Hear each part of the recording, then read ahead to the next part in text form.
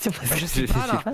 Je sais pas, moi, j'ai pas Ouais. fait de transition, j'en sais rien. Mais comment ça se passe? Enfin, comment on se questionne par rapport à ça? J'en sais rien en fait. Comment on se questionne par rapport à sa féminité quand on a été socialisé comme un homme à la base, peut-être que je sais pas. Et tu parles de quoi? Des gens ou des trans Bah de plus toi, spécifiquement? donc des trans spécifiquement, oui. Ah non, pas des gens de. Bah non, t'es con, c'est pas possible. Ah, je suis vraiment si flou que ça. Non mais voilà, Non, mais moi, j'en ai déjà parlé, j'ai eu de la dysphorie de genre à partir de mes 6-7 ans, donc bon, voilà. Tu grandis avec ça et tu sais pas trop pourquoi, et puis avec le temps, tu découvres qu'il y a d'autres gens comme toi, et puis tu cherches des solutions, et puis voilà quoi. D'accord. Et alors, C'est tout, hein. alors, vraie question. Est-ce que. Parce que, alors, moi, quand j'entends discuter, tu vois, les discussions avec Léo, etc., je me pose deux questions. Est-ce qu'il n'y a pas une sorte de culture de l'archétype masculin-féminin? Et est-ce que toi, tu essaies de te rapprocher, du coup, soit d'un archétype ou pas du tout? Moi, j'ai l'impression que pas forcément, absolument. Même si, voilà, l'apparence, tout ça, c'est normal, quoi. Mais par contre, l'archétype, tu vois, au niveau du comportement et tout, c'est pas forcément ultra marqué. Donc, est-ce qu'il y a quelque chose comme ça parce que vous avez beaucoup parlé des archétypes, etc. Est-ce qu'il y a quelque chose d'important là-dedans qui est marqué? Parce que souvent, on dit, voilà, les folles, les machins, les trucs, c'est toujours un peu caricatural, c'est l'excessif, etc. Donc, comment. Voilà. Comment? Oui. Pourquoi? Bah, de quoi? Pourquoi les Quand folles? Pourquoi quoi?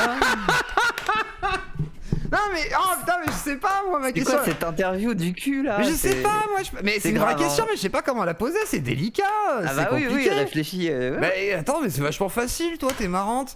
Bah j'en sais rien mais c'est vraiment comment. Bah je sais pas, est-ce qu'il y a pas un côté genre bah je sais pas, nous on est par exemple des fois des caricatures de nous-mêmes, alors, tu vois. Bah, j'ai envie de te poser des questions du Vas-y coup. pose des questions si tu veux. Bah alors, On je sais pas, inverse. il y a des archétypes qui te gênent? Bah en fait je trouve ça gênant de parler d'archétypes parce que y en a pas qu'un en fait, il y en a dans une personne tu vas en trouver des dizaines, tu vois. En fait ça Bah, dépend on a du dit moment. les archétypes, il y en a plusieurs. Ouais, sauf que quand on parle d'archétype, tu vois, genre l'archétype du lâche, par exemple pour psychodélique, tu vois, genre c'est un seul archétype, tu vois, genre il n'y en a pas plusieurs, tu vois. Pour moi, il y aurait une sorte de croisée d'archétypes, tu vois, chez une personne. Et c'est pour ça que je trouve ça assez réducteur. Et après, justement, je vois des gens des fois qui sont aussi, justement, non pas à la croisée d'archétypes, mais qui vont essayer d'en représenter un, tu vois, genre des comportements totalement. Voilà, caricaturaux par rapport à ce que serait soit un homme ou une femme, et qui vont les exagérer pour justement peut-être se sentir plus justement dans ce rôle-là, enfin rôle, t'as compris, hein. Je dis pas que c'est un rôle, mais en gros voilà, est-ce que je suis clair? Bah, je sais pas, c'est contextuel en fait. En fait, c'est la théâtralité, c'est contextuel. Genre, t'es dans un contexte, t'as envie de paraître plus masculin, plus viril, tu le fais. Si tu sais le faire, si tu sais bien le faire, et si t'as le corps, l'attitude, les vêtements pour. Enfin, les vêtements servent aussi à accentuer ça. C'est du contexte en fait, c'est comme la séduction. Genre, t'es dans un contexte de séduction. Oui. Tu vas pas être ce vieux gars en pige qui fume Si, des roulés si, chez lui. Tu te dis, je vais Osef. me mettre sur mon 31. Tu utilises des codes aussi pour te dire comment je vais me mettre en valeur. Enfin, c'est tout. Il y a un truc D'accord. théâtral là-dedans. Ok. Donc la masculinité, la féminité, de ce point de vue-là, oui. Et puis regarde, il y a des meufs, elles ont été des meufs toute leur vie, mais elles ont été des meufs différentes. Il y a la meuf gothique, c'est pas le même truc que la meuf un peu gentille, stradwife. Il y a plein d'archétypes aussi comme ça de manière culturellement de penser la féminité, et tu te retrouves avec des catégories, des archétypes de ce que ça peut être. Après, les gens, ils sont plus ou moins, ça veut pas dire qu'ils rentrent dans des cases, mais on nage un peu dans plusieurs cultures différentes du genre, et puis on prend ce qu'on aime bien ou pas, tu vois, ça dépend. D'accord. Mais pour toi, il y a des archétypes du coup. Parce que par exemple, oui, l'homme oui. enfant, c'est quoi? L'homme-enfant. Ouais. Ah, Tout à l'heure, Léo en parlait, c'est quoi l'homme enfant? ah, mais l'homme-enfant, en fait, c'est celui qui se déresponsabilise. Voilà, c'est ça. Genre, ah, je fais ce que je veux. C'est-à-dire que, je sais pas, un enfant il casse un vase, il va dire j'ai rien fait, c'est pas moi. Alors que c'est lui. Mais après il va te dire c'est pas moi, c'est le vase, il m'a cherché. Enfin, je sais pas, il invente une excuse, tu vois, il y a toujours ce truc-là, ces réflexes-là. Mais ça, c'est pas Et en fait- l'homme enfant du coup, ça c'est juste des gens qui ne sont pas, qui n'assument pas. Non, là je t'ai Chez parlé les de femmes, l'enfant. tu vois. Ouais, mais justement. Mais tu non, vois. mais. Ah oui, mais il y a souvent aussi, tu peux avoir souvent des réflexes comme ça dans la méta patriarcale avec des hommes qui vont dire ah bah non, elle m'a aguiché, ou alors ah bah non, Ah, j'ai pas violé ça. elle m'a cherché, et puis moi j'ai des pulsions, donc c'est pas ma faute, moi j'ai des pulsions. C'est dur, comprenez, je dois me contrôler. Et puis cette meuf là, ouais, elle aurait pas dû me parler et me lancer un regard comme ça, moi j'aurais pas fait ce que j'ai fait. Je suis un homme quoi, je réponds à mes besoins, tu vois. Enfin, tout ce discours là, c'est aussi un discours comme un enfant qui aurait cassé un vase. et qui essaierait de trouver des raisons, Mais c'est un genre menteur, presque quoi. essentielles à dire de. Mais c'est pas un menteur, ça veut dire qu'il y a beaucoup d'hommes qui y croient. Oui, mais tu peux y croire parce Il y a- qu'il y a une part effectivement qui existe, c'est-à-dire effectivement, voilà, tu te fais aborder, il y a une pulsion, mais par contre, tu peux te retenir. Derrière, si jamais il y a un passage à l'acte, toi, une connerie, voilà, comme tu étais en train de l'évoquer, bah, soit tu l'admets, si tu l'admets pas, bah, tant pis, et c'est que t'es un menteur, ou que tu n'es pas capable de voir la vérité en face, tu vois. Mais pour moi, c'est pas enfin, c'est pas une question d'enfant, tu vois. J'entends, tu vois, la métaphore, mais du coup, je trouve que ça floute, enfin, ça rend confus le propos, in fine. Ça serait plus parler de la déresponsabilisation justement des adultes masculins, tu vois, ou féminins, par Bah rapport oui, à l'homme leur vie enfant, en ça veut fait. dire un peu. Ça veut dire à peu près ça. Hein. T'as jamais entendu la phrase des meufs qui disaient j'ai 2 enfants à la maison, j'ai mon fils et mon mari. Ah bien sûr, C'est un peu cet imaginaire-là, quoi. d'accord. Ok. Le mec se laisse border, le mec laisse la meuf tout faire. Il a plus à réfléchir, c'est elle qui s'occupe de tout. Oui, et mais ma puis quand il petite fait une moufette. bêtise, c'est pas sa faute. Tu vois. Oui, mais ma petite moufette, moi, Frédéric Delavier, j'aurais tendance à te dire qu'il faut enfanter et que c'est un comportement tout à fait normal de se faire bercer par sa petite femme. Bah, si ça plaît à. Ouf. Attends, j'ai fumé de travers. Parce que l'homme va ramener, Si ça tu plaît- vois, la denrée, la calorie, alors que la Ah, mais je dis femme pas le contraire, mais s'occupe du si- foyer. Si ça plaît à un mec et à une meuf de vivre comme ça, bah force à eux, ils font ce qu'ils veulent. Mais le problème, c'est d'en faire une norme, tu vois. En fait, le problème de ce point de vue-là patriarcal, c'est plus que, à partir de ce schéma, on s'est pas demandé si ça plaisait à la meuf ou pas. On partait du principe que la meuf devait convenir à ce schéma-là. Mais en fait, moi, je dis que ce schéma-là, il a pas besoin de disparaître. Simplement, il faut qu'il soit consenti. Si une petite meuf a envie d'être la meuf au foyer et de s'occuper de son mec et que ça lui fait plaisir et Est-ce que que le mec aime l'homme bien il veut ça, aller bosser? Ah tiens, je vais faire mon machiste. Est-ce que l'homme il veut aller bosser, moufette aussi? Hein, est-ce que la petite meuf, ok, ça lui fait pas plaisir, ça se trouve l'homme non plus. Ça se trouve lui ça l'emmerde tous les soirs de rentrer à la maison, d'aller le matin au boulot, de pas voir personne et tout. Tu vois, c'est possible aussi. bah la meuf aussi. Bah les deux. Pourquoi que la Bah ouais. meuf? Pourquoi pas le mec et la meuf? Les deux, ils en ont marre. Et j'ai pas dit le contraire. Donc t'es pour l'émancipation de tous. Mais non, en fait, en fait, le truc, au niveau comment dire, du projet queer, le projet queer, c'est pas de faire disparaître ce genre de comportement. C'est juste de on ne plus, détruit pas les modèles. bah, c'est pas les détruire, mais c'est leur enlever leur aspect normatif. Donc on crée des nouveaux. Bah, en fait, en créer plein d'autres qui font que ces modèles-là, qui de base sont normatifs, ne sont pas différents d'autres modèles. Et pourquoi il est normatif ce modèle? Bah, parce qu'on a toujours fonctionné comme ça. Mais pourquoi? Bah parce que, je sais pas moi, le code napoléonien a fondé notamment le fait que, je sais pas, il y a par exemple le fait de Ouais, mais avant condamner Napoléon. l'adultère depuis très longtemps. Avant Enfin, Napoléon, je veux il le dire, faisait déjà aussi, ça. Tu vois ce que je veux dire? Il y a toujours eu un peu ce côté. Parce que bon, les hommes voulaient savoir que c'était bien leurs enfants aussi, donc le mariage oui. et tout, Oui. là. Une sorte de sécurité. Hein. Mais je veux dire, il y a toujours eu ça. Donc finalement, c'est aussi le fonctionnement un peu animalier, façon de parler. C'est-à-dire. Ah oui, c'est structure homme-femme, juridique, oui, oui. Non, pas juridique, hein, là, je parle carrément biologique, quoi, de base. Tu vois, c'est-à-dire, la majorité sont hétéros. La majorité ont fonctionné en binôme, quoi. Comme les pingouins. Enfin, les manchots, je sais plus. Alors pourquoi biologiquement les femmes devraient accepter ça? Ah, je dis pas qu'elles doivent l'accepter. J'ai pas dit ça. J'ai pas dit ça. Hein. C'est comme la Ah. requine. La requine, elle a pas forcément envie de se faire prendre par le requin, tu vois. Mais voilà, c'est ce qui se passe.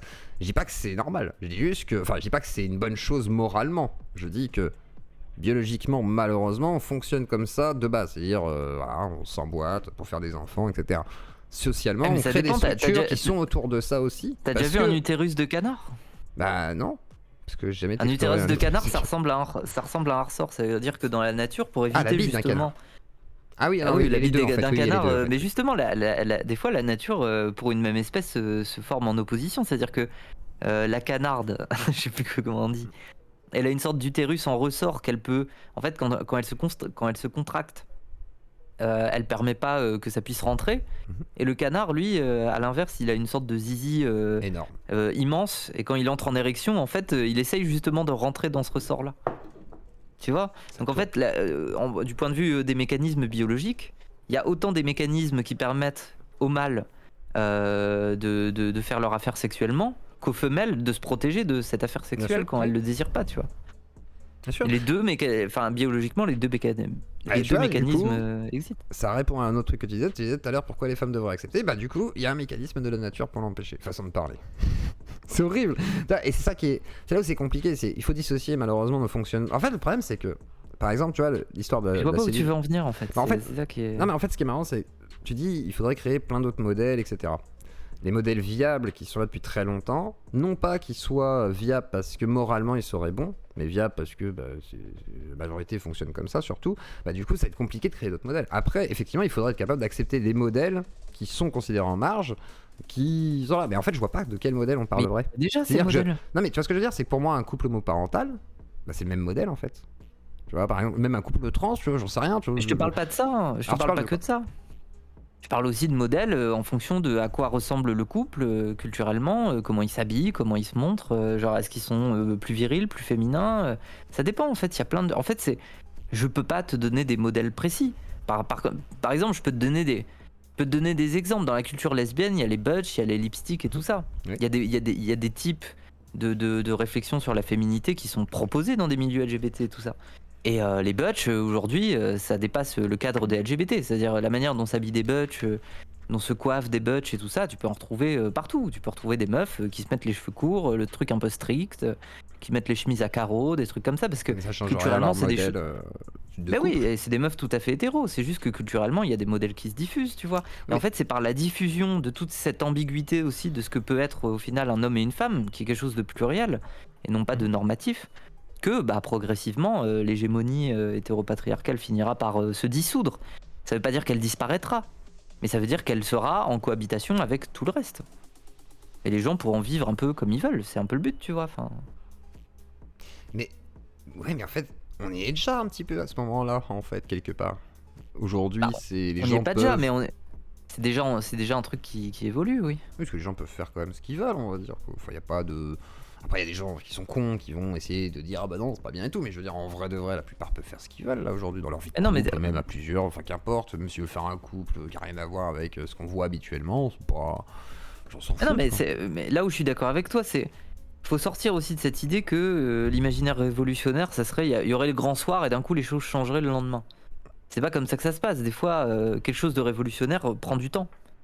Et en l'occurrence, le côté révolutionnaire féministe ou LGBT, il prend du temps. C'est un truc sur le temps très long. C'est génération après génération, la manière de penser nos mœurs, nos manières de nous présenter, de nous habiller culturellement. Les choses évoluent sur le long terme. Mais c'est quand même un truc révolutionnaire. C'est juste que c'est de la révolution lente, Mais très vous avez lente. déjà gagné, je veux dire, d'une certaine manière, non pour Ah, moi, vous avez déjà gagné, enfin, je veux dire. On y est quoi, enfin vraiment, Bah- tu vois, pour moi on y est quoi, enfin je veux dire, les séries télé, machin, enfin y a plus de problème là, y a des séries sur TF1 qui parlent de tout ça, enfin je veux dire, maintenant on y est. Enfin je sais pas, moi j'ai l'impression que vous avez déjà gagné en fait quoi. Bah, D'une moi, je certaine dirais manière. Je dis pas que la lutte est que- finie, hein, je dis juste que on y est quoi, enfin c'est le moment, ça y est, c'est votre Bah, moment. Moi, je dirais que on a moins de soucis à se faire aujourd'hui. Les luttes féministes et LGBT. Par contre, certaines formes de ces luttes sont quand même encore violemment attaquées par l'extrême droite, par le fascisme et tout ça. Enfin, je veux Ouais, dire, le les trucs. fascisme, ouais, non là. Les paniques de. Non, mais attends, L'extrême t'as droite, pas vu la- tu vois, la droite, ok, mais le fascisme. Non, mais récemment, en il y avait. France. Regarde, en Amérique, il y avait une lecture de drag queen. Il y a tout un gang qui s'est mis face à la baie vitrée et qui a fait des saluts nazis. Face à des enfants, tu vois. Enfin, Oui, il se passe des choses comme ça. En France Donc, aussi, hein, ça s'est fait ça. T'as vu, Là, il y a eu une bombe à l'acide qui a été jetée aussi dans un centre LGBT. Je sais pas si t'as vu ce truc-là. Ça c'est chaud ça. Ouais, d'accord. Bah oui. Enfin, je veux dire, il y a Et quand aux même des choses États-Unis dont aussi, il faut ça se méfier. Non, ça c'était en France, la En bombe. France? Ah ouais? Ouais. Ah ouais Je crois que c'était à Strasbourg, je crois. Un truc comme ça. Attends, mais c'est quoi ce délire? Bref. D'accord, ok. Ah non, mais Je c'est savais même pas ça. un gars d'extrême droite qui a D'accord. revendiqué le truc en disant moi j'en pouvais plus des LGBT qui font transitionner les enfants, je voulais me venger. Du coup, il a acheté une bombe, un truc à l'acide, quoi. À Tours, 30 mai Ah, c'est 2023, à une Tours. bombe artisanale fait exploser la communauté. Il y a un attentat au centre. Ah non, un attentat au centre LGBT ici de Tours, c'est ça, ouais. C'est peut-être pas à Premier, l'acide, hein, je me trompe. Mais... tac, par une bouteille explosive, ouais, bouteille explosive. Ok. Oui, c'est ça. Ça craint, hein, en fait, quoi. Oui, ou bah ça craint. Bah en soi, nous la peur qu'on a, et de toute façon c'est un peu les voyants sont en rouge pour les instituts qui observent les discriminations des LGBT et tout. C'est que on pense qu'il y aura de plus en plus de violence là, avec le climat de l'extrême droite qui arrive. En fait, le problème c'est que l'extrême droite fait son commerce sur l'islamophobie, mais nous on est un peu la roue de secours, quoi. C'est quand CNews n'a pas trop de trucs à dire et ils passent aux trans et ils font leur journée sur les trans. Voilà, on est un peu, voilà, on est pris un peu dans ce truc éditorialiste, polémiste. Voilà, on alimente aussi. Vous tout faites ce partie de la truc, polémique, oui, c'est clairement. Ouais, voilà, on sert un peu de. on les alimente quoi. On Ah. les alimente, même si on fait rien, on les alimente. Ils trouvent quand même un truc. Des fois c'est une histoire bidon, des fois plus ou moins, ça dépend en fait. Et Mais on alors, tiens, alimente, il y a on une question, alimente cet il y a une question qui imaginaire. était posée, tiens, Ouais. qui va peut-être rejoindre un petit peu cette alimentation, on va dire, marketing qui récupère, enfin cette récupération. Peux-tu demander à Moufette si elle n'a pas peur que sa pensée puisse amener à plus de marchandisation et de capitalisme, comme ce fut le cas après 68, et moi je dirais, comme c'est déjà le cas avec certaines plateformes, par exemple de création de séries, etc., qui reprennent ça allègrement pour se donner une image magnifique, etc. Bah non, parce que moi je me considère pas proche des LGBT dans des grosses boîtes Netflix qui font des docus, des machins. Je veux dire, c'est pas ma sociologie. En fait, les LGBT, ils ignorent pas aussi le contexte de classe. Hein. Moi, je suis une meuf trans, mais je suis une meuf trans galérienne. Hein. J'étais dans un quartier, c'était la galère, ça l'est toujours plus ou moins. Voilà, enfin, c'est pas mon monde en fait. Ayez conscience de ça. Hein. C'est pas parce qu'on est LGBT qu'on vit tous dans le même monde, bisounours et tout ça. Les Alors du coup, t'as LGBT peur de cette pauvres, ils ont marchandisation, pas. du coup? Moi, les LGBT bourgeois, c'est pas mes potes. Hein, parce qu'il y a beaucoup trop de choses qui nous séparent. Être LGBT, ça suffit pas. Ça suffit pas. Enfin, je veux dire, voilà. J'ai pas le même imaginaire qu'eux. Très bien. Donc, et la marchandisation, du coup, que le capitalisme a récupéré finalement les luttes féministes, t'as pas peur de ça ou t'en as peur? Ou tu t'en fous? Bah, on est, en fait, comment dire, le signe aussi qu'on est moins en danger, c'est qu'on est hyper récupérable. Ça, c'est sûr. Mais on est récupérable, mais on est aussi récupéré par des LGBT qui nous récupèrent. Tu vois ce que je veux dire? C'est Oui, pas bien sûr. forcément l'extérieur qui nous récupère. C'est aussi des LGBT bourgeois, comme je te dis, qui font leur beurre capitaliste sur le côté LGBT. En proposant des séries, en proposant des commerces, en proposant enfin, je veux dire, des trends, de la mode et tout ça. Après, moi, je suis pas fondamentalement critique de ça. Moi, je suis là où je suis critique, c'est moi, ce qui m'inquiète le plus, c'est le côté homonationaliste. On y revient. C'est le développement. Bad Mulch, coucou. Alors attends, pourquoi? Ah oui, bah, du coup, si, de leurs mots, bon exemple. C'est un d'homo-nationaliste. Non? Un petit peu quand même, il est pas très. Je crois qu'il a un problème avec les oui, trans, oui, lui. je dirais oui, mais j'ai pas d'exemple en tête, mais oui. Moi j'en ai Je pense quelques-uns, que ouais, oui. c'est pour ça.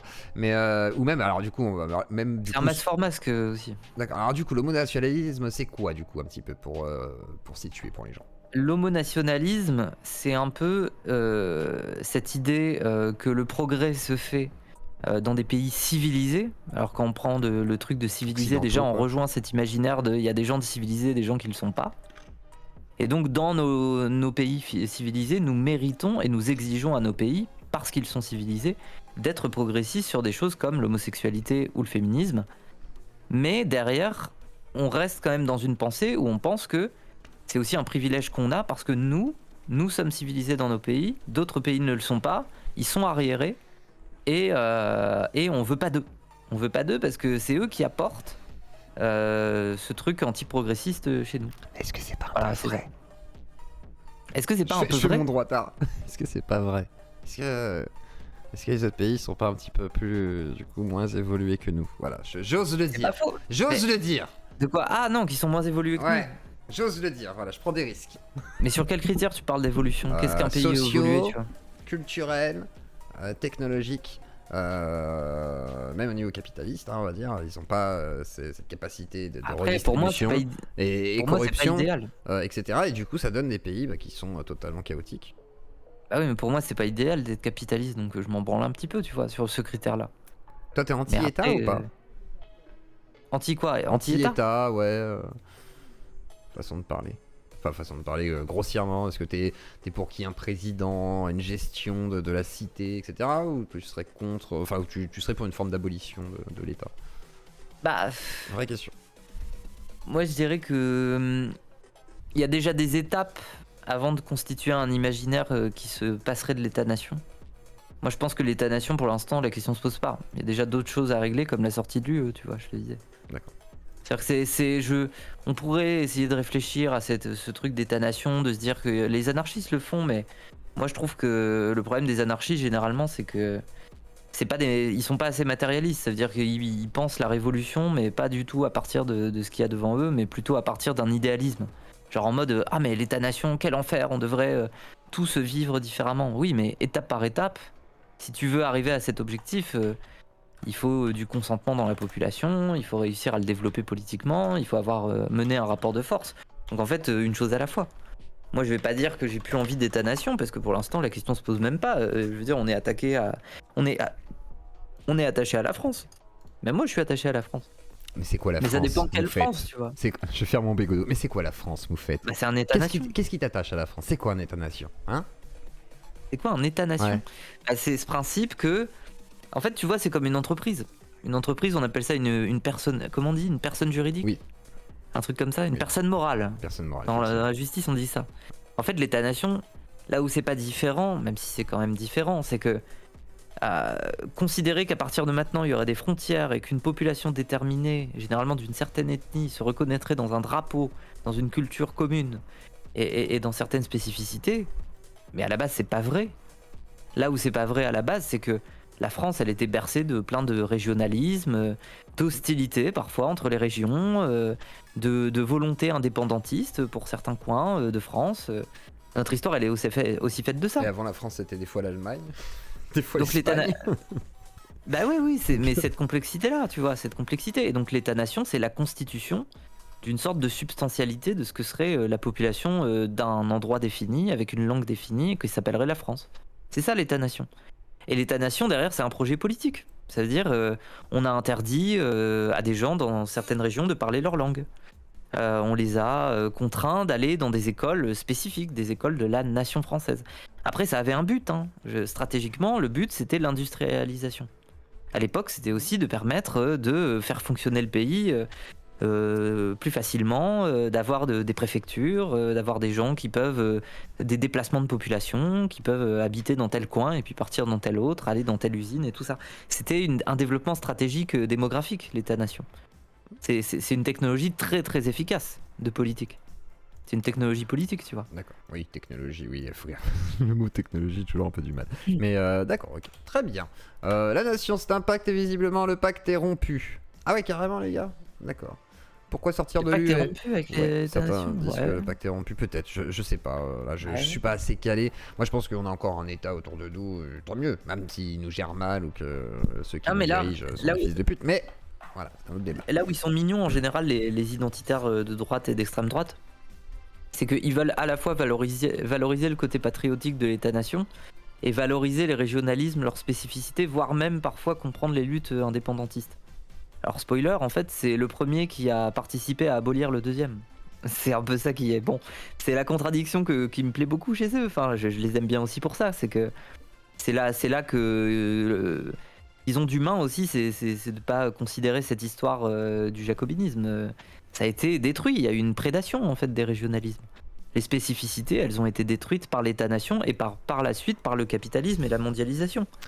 Ouais, c'est pas vraiment C'est- l'État-nation, voilà. après, oui, je vois ce que tu veux dire, mais en fait, moi j'ai l'impression que En fait, ce qui est marrant, c'est que pour vous, on a retiré des choses à des gens, tu sais, genre on dirait que c'est une violence qui a été faite, et surtout même c'est des fois effectué dans la violence ou quoi, Oui, c'est une violence. mais en fait, pour moi, c'est une évolution, c'est pas une évolution, mais c'est la suite logique de ce qui s'est passé, et c'est pas que justement dû à une seule chose, tu vois, c'est dû à plein d'événements qui font que de toute façon ça a pas pu tenir, et si ça avait été les régions qui avaient été les plus fortes et qui auraient pu écraser, elles auraient écrasé, on aurait tous parlé breton peut-être, donc façon de parler, mais ou ils auraient juste parlé breton dans leur région et ils auraient continué, mais ils continuent encore un petit peu, donc je sais pas, j'entends, mais j'ai l'impression qu'il y a un côté un peu pessimiste dans la pensée de gauche maintenant, alors qu'avant vous étiez plus des utopistes, aujourd'hui j'ai l'impression qu'il y a un Pas petit pessimiste. pessimisme.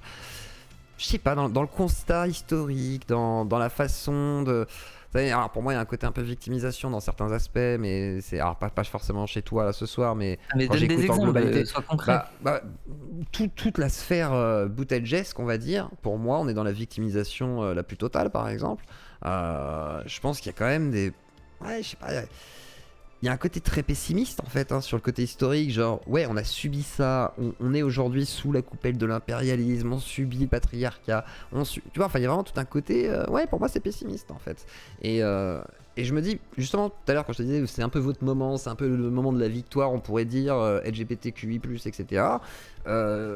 On dirait qu'il y a une panique de ne pas pouvoir maintenir cet état-là en fait, alors qu'en vrai ça commence à se Ouais. maintenir, tu vois, ça commence à être Disons que bon. tu mélanges beaucoup de choses, mais Bah peut-être, mais je trouve qu'il y a un pessimisme absolu dans vos réflexions, et surtout, bah ça, C'est ça qui, à mon avis, effraie ceux qui vous écoutent dans certains moments. C'est-à-dire, ils se disent, mais c'est pas notre monde, tu vois, genre, ça se passe pas comme ça. Et du coup, je sais pas, il y a une contradiction pour moi là-dedans. Mais bon, après, tu n'es pas pessimiste, toi, t'es optimiste. Non, pardon, je viens de réaliser qu'il y avait la tête de Pazou depuis tout à l'heure, ça me fait beaucoup rire. Il est Bon, en fait FaceTime, je le laisse là.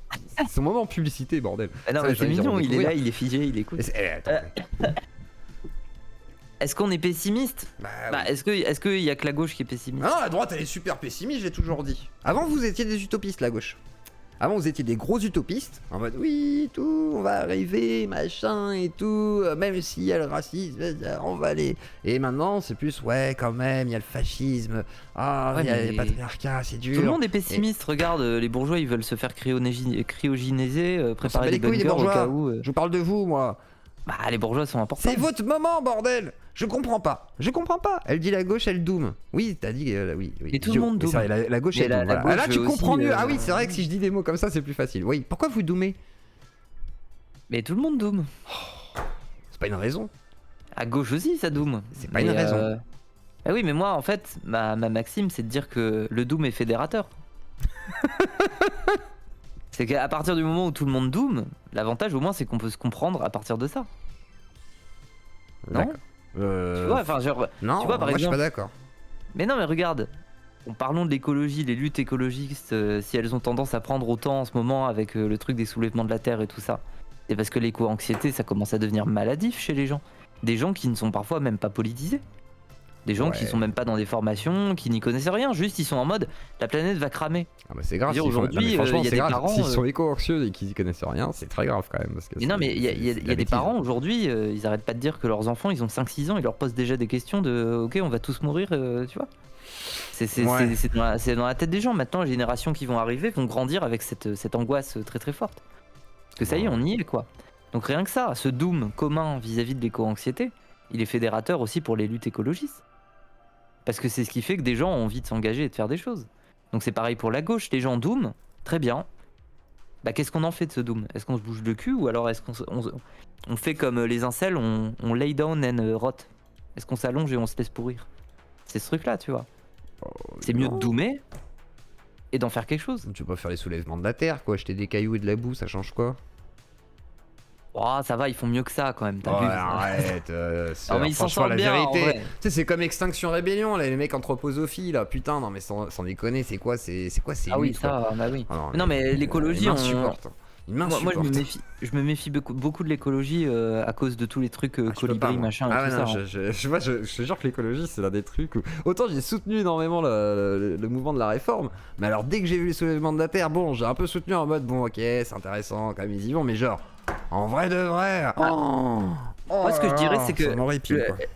La difficulté de l'écologie, c'est que vu que la base militante, elle est beaucoup constituée par des gens qui ont simplement de l'éco-anxiété et des Ouais, fois voilà. c'est leur seul problème. Un gros des dépressifs, voilà, c'est juste des dépressifs, putain. Ouais, mais c'est des Et- Non, mais par exemple, t'as des enfants de Bourges qui ont l'angoisse éco-anxieuse. Par contre, tu leur parles de n'importe quel autre sujet, ils sont en mode j'y connais rien, je m'en fous.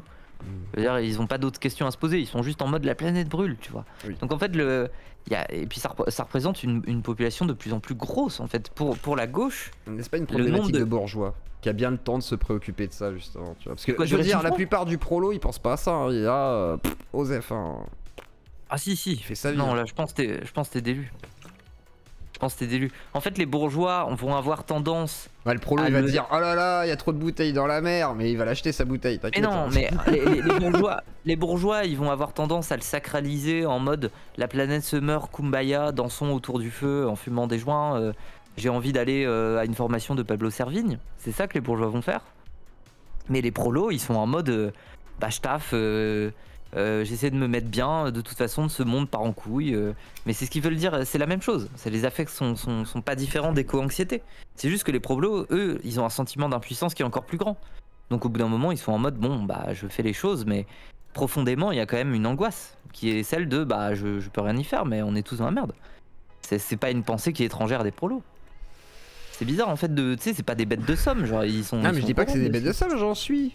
Pour moi, je me vois comme un prolo, hein. Je me vois pas comme un Ah, t'es un bourgeois prolo absolu. d'internet, je veux bien te reconnaître ça. Oui. Voilà, pour l'instant, je suis encore un prolo d'internet, hein, réellement. Oui. Mais en vrai de vrai, ce que je veux dire par là, c'est que c'est pas une préoccupation absolue, quoi, tu vois, loin de là, et vraiment loin de là. Leur première préoccupation, c'est le taf, c'est qu'est-ce que tu payes, c'est comment t'arrives à vivre ta vie avec tes potes, tes meufs, je sais pas quoi, tes gars, genre, j'en sais rien, tu vois, ton dealer, j'en sais rien, tu vois. Mais vraiment, tu vois, les préoccupations premières, ce qui est logique, et après, bah, les autres trucs, au fur et à mesure, tu vois. Mais franchement, l'écologie, c'est pas la première. Je suis d'accord avec quand toi. Quand t'es très jeune, oui. Quand t'es riche, ok. Quand t'es un peu moyenne classe, ok.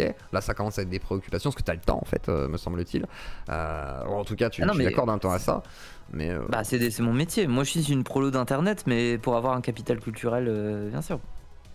Je suis une ouvrière politique, on va dire ça. Mais comment dire,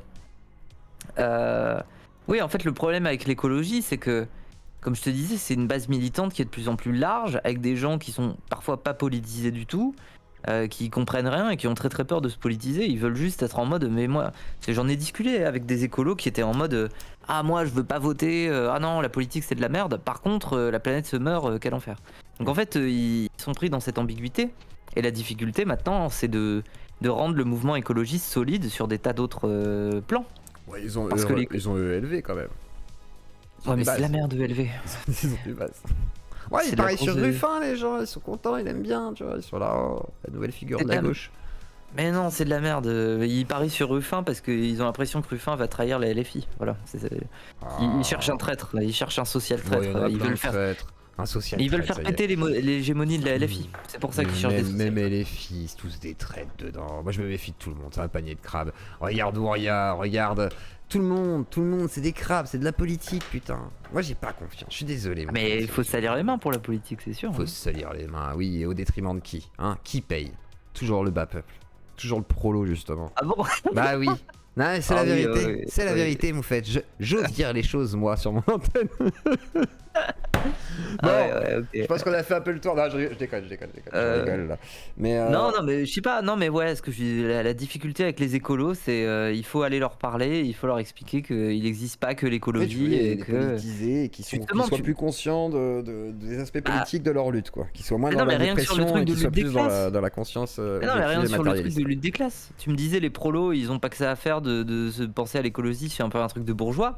Bah oui. Bah effectivement, les petits bourgeois qui ont envie d'être écolo, il faut leur expliquer que désolé, mais ton biocop c'est bien sympa, mais c'est comme la spiritualité, tu vois. J'ai pas envie d'acheter un jus d'orange à 6 balles parce qu'il est éco-responsable, en fait, je m'en branle. Moi j'ai la même mentalité de toute façon, je continue de bouffer mes knackis et compagnie, des trucs pas chers, parce que ça m'angoisse en fait, voilà. Je me sens aussi ne pas appartenir à cet imaginaire-là écolo. Donc en fait quand je vais parler à des écolos, c'est précisément pour leur dire vos luttes n'intéresseront personne à partir du moment où vous vous intéressez pas aux luttes des autres en fait. Vous avez besoin d'apprendre à ce que les autres désirent aussi. À savoir les gens pauvres, les gens qui n'ont pas le temps. Voilà, il faut diversifier son truc, quoi. Exactement. Et comme dirait John Scofield, j'ai pas le temps, mon esprit est ailleurs. Je crois que c'était ça, hein, John, non? C'était pas John Scofield? Non, comment il s'appelait Scofield là? Comment il s'appelait le prisonnier avec plein de tatouages dans le dos là, qui avait tout son plan pour s'échapper? Prison Break. Oh, c'était pas John Scofield? Oh, je sais plus. Bon, en tous les cas. Scofield. Mike, bravo, quelle mémoire. Non, c'était dans le chat. Merci les gars, vous êtes gentils. Putain, vous avez triché, c'est normal. Je suis sûr que vous avez été sur Google. Ah, il a dit quelle série déjà? Prison Break. Ok, je regarde. Quelle horreur. Bon, allez, on va se regarder les nazis là, les skinheads. Dans l'an 2000. Merci Moufette de ton passage. C'était très cool. Et puis, en vrai.